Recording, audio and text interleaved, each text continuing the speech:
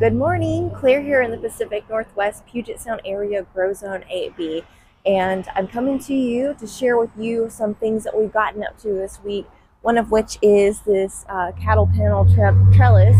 I'm going to share with you kind of the cost breakdown and how to put it together and what I plan to grow on it.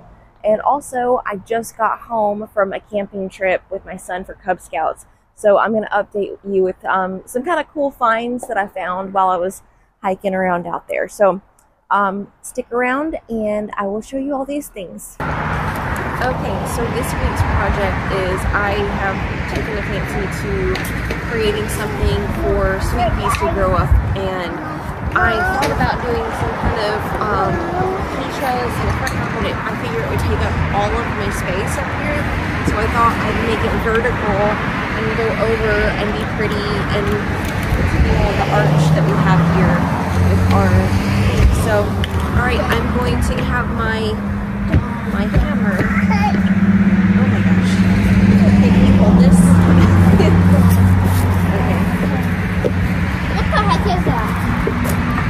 It's a trophy! It's a trophy!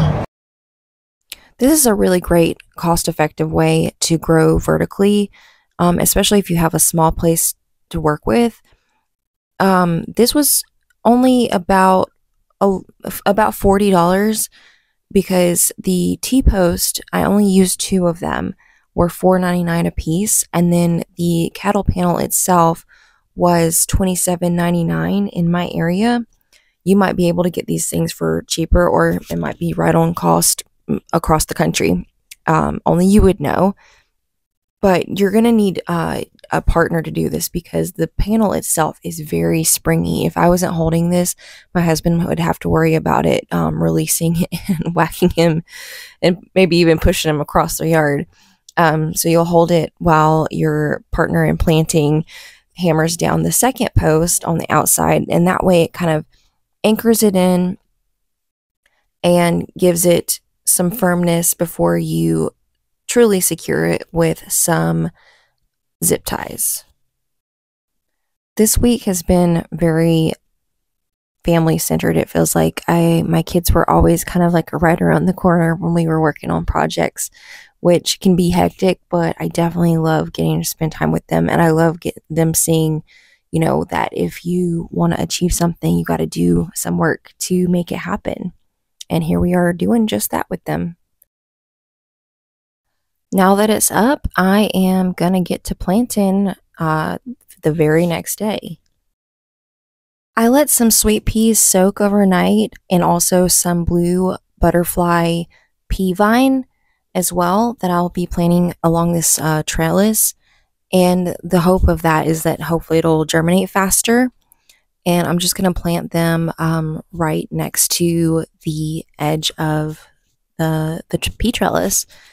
So hopefully we'll be seeing those soon, and it'll bring some shade to my front yard, and I can plant some more shade tolerant plants nearby because this area gets full sun all the time. I had to do a little weeding and picking up of some branches, and both of my kids were up here. Katana decided she needed to water the flowers, and Connor wanted to help me do some weeding. But then I also wanted to plant some more nasturtiums, a different variety, up in this front area. And I just love the way that they kind of trail and get really kind of viney and bushy. And I would love to have some of that along the border of this outside edge next to the sidewalk. I had some extra nasturtium seeds that I had pre-soaked that I planted behind the fence, so I thought, you know what, I'll just stick some up here in the front garden and kind of see what happens. This is kind of become my bulb bed, but I figured I could maybe intersperse some plantings of some various seeds that I have in between here to really just keep it full and colorful while I wait for some other bulbs to come up. Like right now I've got some lilies that are working, and some giant purple alliums that are working that I can't wait to see happen. Look at this monster earthworm, like it's bigger than Connor's hand, and Katana kept saying snake, snake, because it was huge. We picked him up and we put him closer to some of our plants that we had just watered so that he wouldn't dry out. We want him to live in our garden for a while. Y'all, I did so much planting this week. I planted 4 different types of cosmos and 2 types of yarrow. And because I'm moving back into the backyard now, I really want that space where I put those rows to start coming alive. And so I put some seeds out. And it's been kind of windy, so I really hope that it doesn't, you know, pick up these seeds and fling them away. But I got some in each of the 3 rows. And then I gave them a good drink of water, so hopefully they will germinate. Now I've got about a bajillion more things to kind of keep my eye out for to see if they germinate. So I'm on tender hooks over here. And then I had some zinnias and dahlias that I wanted to get out into these beds as well. And I ended up having my shadow come over and want to start helping and just listen. It's so cute. Yes, Mommy.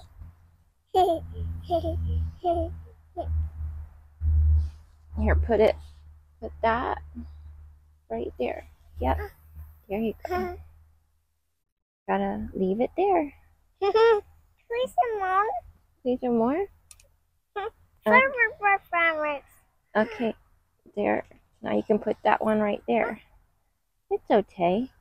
There you go. Good job. Please some more favorites. Okay. Yes, Mommy. Okay. I love being able to include them, especially when they're little like this, and make them feel like they are capable of doing big things. Okay. And I don't think there's anything bigger in this world than being able to put something in the ground that God provided for us and watch it take off and grow and flourish. So I'm so thankful that they have a desire to spend time with me and be outside. Before I go, I wanted to share with you guys some of the most beautiful things that I found on this trip with my son with the Cub Scouts. I just absolutely could not get over how amazing this sunrise was, and it was what I needed because I had, not even joking, almost frozen to death the night before, and I woke up to this and I forgot all about it for just a minute. But I saw so many amazing plants that are just so intriguing. One of which is this green alecum, I think it's called, and it's in the borage family, and the pollinators just love it. But I love these dainty blue flowers. It makes me want to go plant some borage in my yard right now. And then this is a trillium, and if you're not familiar with this, the story of them and their life cycle is so amazing.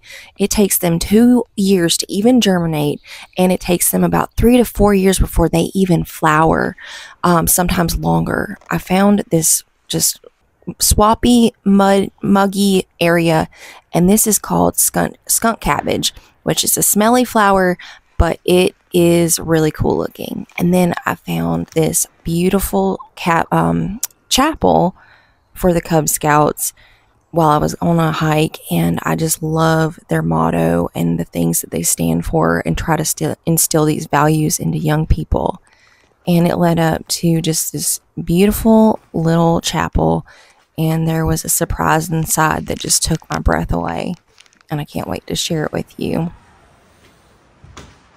Is that not just so charming? And then it would not be complete showing you the beauty of the Pacific Northwest without highlighting some little baby ferns as they're unfurling. Like, look at how dainty and cute they are. I just love them. I love when I find them when they're all, you know, curled up like this and starting to unfurl.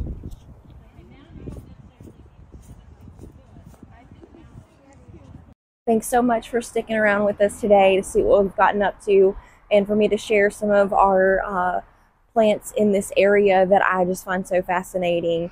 I hope you come back to check on the progress of the trellis when things start growing on it, and I will see you guys next Sunday.